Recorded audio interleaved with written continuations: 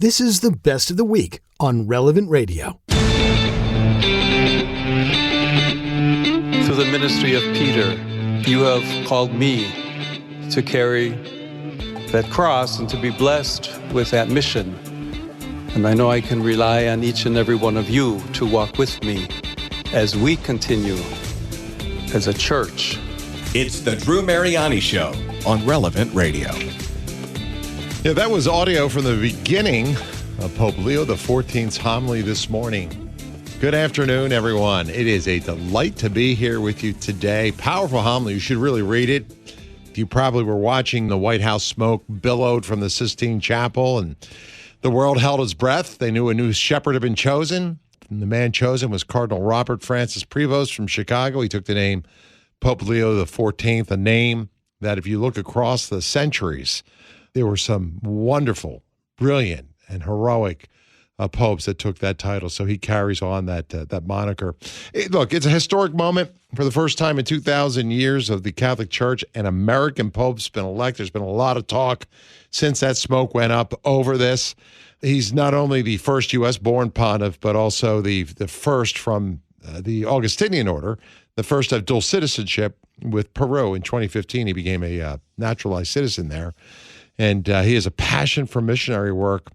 But in his very first appearance, as you might know, he welcomed his flock. He welcomed the world, you and I, with those words, peace be with all of you. And his message, one of unity and dialogue. And joining me today to give us some insight and an update and maybe even an overview is Ashley Noronha. She also was with us as those momentous events began to unfold. Ashley, good evening in Rome. It's good to have you here with us. Well, buonasera to you, Drew, and what a joy. No, it was an exciting day. It's always exciting when those events begin to unfold and you wonder what's happening. My producer, Nick, maybe we can run this audio right now. I don't know if you have it or not. Do you open your mic? Nick, share with me what you were sharing about what happened in the conclave when Cardinal Prevost put his hands in his... Yes, I have the audio. So great. Right after Mass this morning, the American Cardinals went to the North American College in Rome for a press conference. And Cardinal Tobin shared from Newark, Cardinal Tobin shared what he saw after he put his vote in to the voting chalice or whatever it's particularly called, when he turned around and when he looked at Cardinal Prevost. This is what he said. I took a look at Bob, and because his name had been floating around, and he had his head in his hands. And I was praying for him because I couldn't imagine what happens to a human being when you're facing something like that. And then when he accepted it, it was like he was made for it. Wow. He just, all of whatever anguish was resolved by the feeling that I think that this wasn't simply his saying yes to a proposal, but God had made something clear and he agreed with it. So it was kind of an interesting few days. Nick, thanks for pulling that fascinating stuff. Ashley, your thoughts on that moment, what happened yesterday, and maybe take us through these first 24 hours. What happened and where are we now? Yes, well, indeed. These have been a very full first 24 hours, and the Holy Father celebrated his what's called inaugural Mass this morning. So that was his first Mass, and of course with those cardinals present right there in the Sistine Chapel. And he spoke about some very important and key themes, some of these themes that we were hearing about during the congregation meetings as themes that were important in general to the cardinals. He talked about the importance of evangelization, for example, of bearing witness to joyful faith in Christ, especially in places where Christianity is often marginalized, in places where it's mocked. He talked about, in conjunction with that, then the challenges of secularism in our world today, where people often engage in what he called practical atheism, and that they live as though God doesn't exist, and they put other things like wealth and power as their priorities. And he spoke about youth, the importance of guiding youth to truth. He talked about unity and holiness. He talked about missionary zeal and missionary work in life, drawing from his own missionary experience in Peru. And he called today for renewed evangelization efforts from all of us to spread the gospel to the ends of the earth, Drew.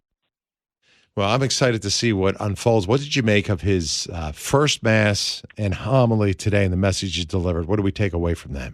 Well, I think that we have to especially hone in on a few of those themes that I mentioned. And reality is that he is a missionary. He has the real lived experience. And so that's going to be transferred into what he shares with us, into the way that he preaches, into the catechesis that I'm sure that we're going to be hearing on Wednesdays. And so the idea is to really ignite our hearts. And especially during this Jubilee of Hope, we couldn't ask for more perfect timing to engage in spreading the gospel with courage, with compassion, in the example of our new Holy Father. What was the reaction you're hearing in Rome? Here in the States, of course, people are just jubilant over the fact we have an American Pope. How are our American Catholics there in Rome, or just the people in general reacting to having one of their own bishops now, the Bishop of Rome, actually have roots both in America and Peru? Right. Well, I've been talking to people all day yesterday, all day today, and I have to say that in a lot of cases, there is still a sense of shock. People are still processing what has happened. And it was interesting because I was at that press conference that you played some of the feed from at the top of the hour there, and that was a press conference with 7 American cardinals who were, of course, locked inside that Sistine Chapel during the Conclave. And it was fascinating to hear their perspectives about what happened. And things like Cardinal Wilton Gregory talked about how he felt it was the most prayerful experience that he had had in his life. Wow. And the cardinals also emphasized many times that they did not elect Pope Leo the 14th because he was American. They elected him for certain qualities that he has, and he happens to be American. So they were very careful about making that particular distinction as well. Here was Cardinal Dolan's response. Listen to this. I want your reaction. I don't think the fact that Cardinal Prevost was from the United States had much weight. I like the comment of the gentleman who just spoke. It should not startle us that we would look to Pope Leo as a bridge builder. That's what the Latin word pontiff means. He's a bridge builder, that he would want to build bridges with the leader of every nation. So your thoughts? At this moment, I'm very interested in giving Pope Leo XIV all the space possible to see the way that he moves forward.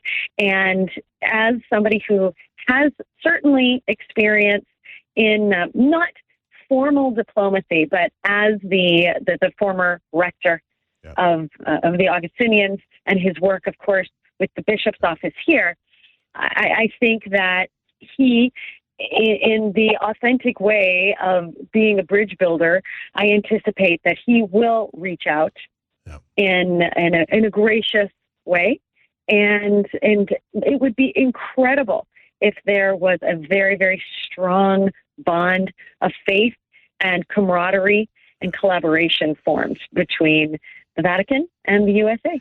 There was this image that's floating around showing the last 3 popes and the different outfits that they wore. We know that Pope Francis came out in a very white and very humble cassock.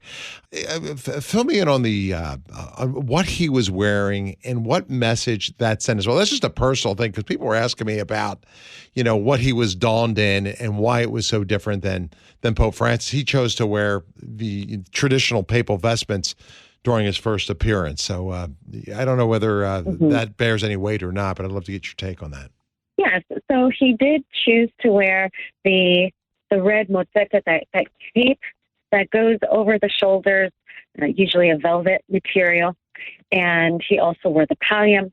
So that is more like a nod to the continuity and tradition of popes who've gone before. Pope Francis chose not to wear that, saying in his words, it was not for him. And then another thing that people were looking at were the shoes. And apparently he had his regular shoes on. But then people are speculating, why is that? Maybe there were shoes in his size. Was it a deliberate choice? Nobody knows. We really just don't know enough yet. The red shoes are very important because they have a deep and a beautiful symbolism. They represent the blood of Christ. And they represent the reality that the Pope is willing to give his own life for the church to the point of shedding his own blood. And we know that 28 of the popes have been martyred. And that said, you can imagine in the early days if you were elected Pope and you're like, wow, it wasn't a matter of if, it was a matter of when. But those red shoes remind us of that spirit of sacrifice, and that indeed the church has been built on the blood of the martyrs. That's really well said. Hey, I've one final question, and I'll let you run, and I'm grateful for you joining us this evening. Where do we go from here? What's next in terms of what the church is going to do, and what can we look forward to, I guess, over the next week or two? Well, there are lots of things for us to look forward to. In fact, he's going to meet diplomatic corps on the 16th. And then on May 18th, we can expect his inauguration mass. That will be at 10 a.m. in the morning, right here in St. Peter's Square. He'll receive the pallium, he'll receive the Fisher's Ring, all signifying his role as the Bishop of Rome and the leader of the global church. Ashley, thanks for being here. Hopefully we can talk again sometime next week. But let me also, people want to follow you, get connected to you. What's the best way to connect to you and John? Well, you can just go to truthandbeautyproject.org and subscribe right there. That sounds great. Thank you, Ashley. Exciting times. We'll talk soon. Bless. God bless you. Have a good night. Buona notte. Take care. Bye-bye. Hey, this episode of The Drew Mariani Show is on the Relevant Radio app. The Relevant Radio app is completely free, and it's updated daily with fresh articles, podcasts, and prayers. So don't delay. Download the app today. Thanks for listening.